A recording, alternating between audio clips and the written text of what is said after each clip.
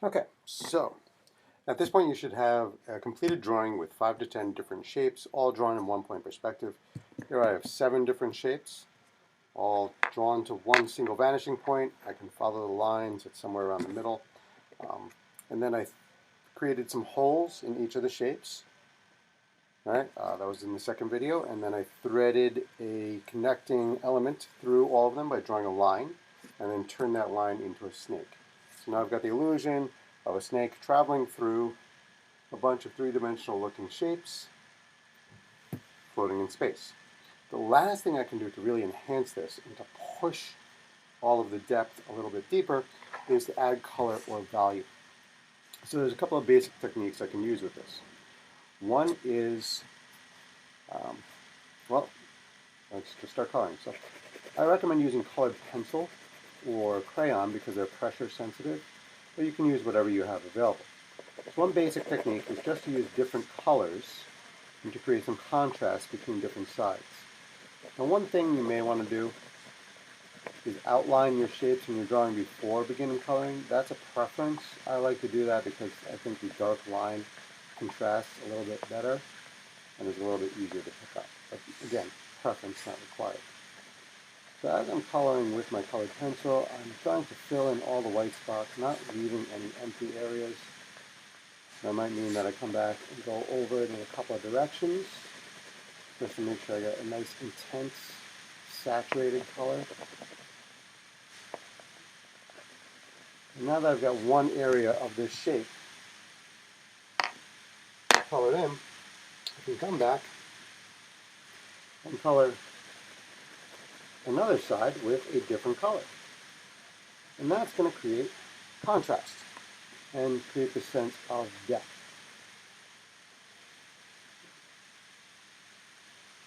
Now I could treat each side a different color or each one the same. The one thing I don't want to do is color them both with the same color.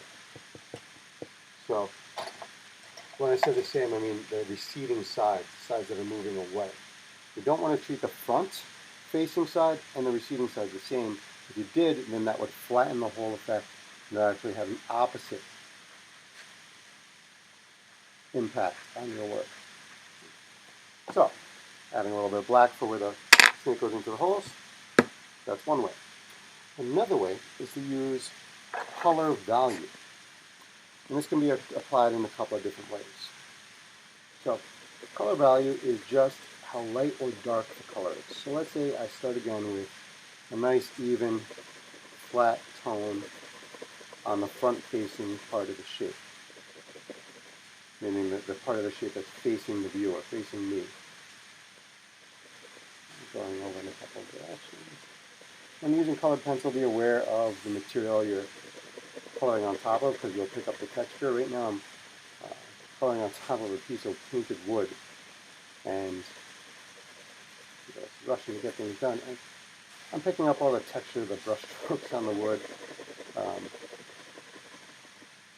But if I put something soft underneath, like another piece of paper or a book, that would help get some more even color. Okay. So now I've got one value, like a pretty dark value of the green. What I can do is use a softer value just by coloring softer and not pressing as hard and getting a lighter value there. Even going even softer. Now, I could reverse this. I could do the side dark and the front soft, or try to put this as a medium on there, and then this is going to be really dark, and then very light on the edge. So I end up with three different values, different lights and darks of that color. And if you have a little bit of skill, you can even do a bit of a fade, where you go from that dark to light, showing that transition, and having a little bit of a value scale going down that edge. So if you're feeling confident and you're able to get that, good. Now if you don't have colored pencil or crayon, you can do any of this with just regular pencil. Same basic idea, right? And there's another advantage to the pencil is that the graphite is pretty soft, so you can actually get a fair amount of smudging. And I'll leave this open to you guys how you want to interpret it. You could do this with hatching too, but we'll just stick to these. If you feel like you have a grasp on hatching, go for it. So, going for like a darker tone on the front here. I always find that things that are closer often appear darker because the color is more vibrant because it's closer to us. As things move away, the color becomes softer because there's more air in between us and the thing. That's what they call atmospheric perspective. Things that are farther away appear lighter. Okay. So let's say I've got a dark value there. And maybe I'll come and do like a very soft medium here. And then the more awareness you have, you can start to treat different sides different ways. So maybe I'll do an even darker value on two of the sides that are facing the same direction.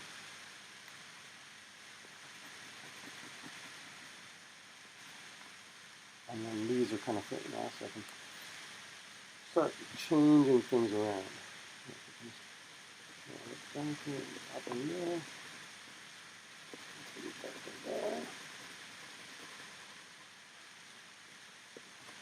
So now I'm doing value as well, just using a pencil. Whichever way you think works the best for you is fine to use. The key thing is that there's a difference between the front and the side.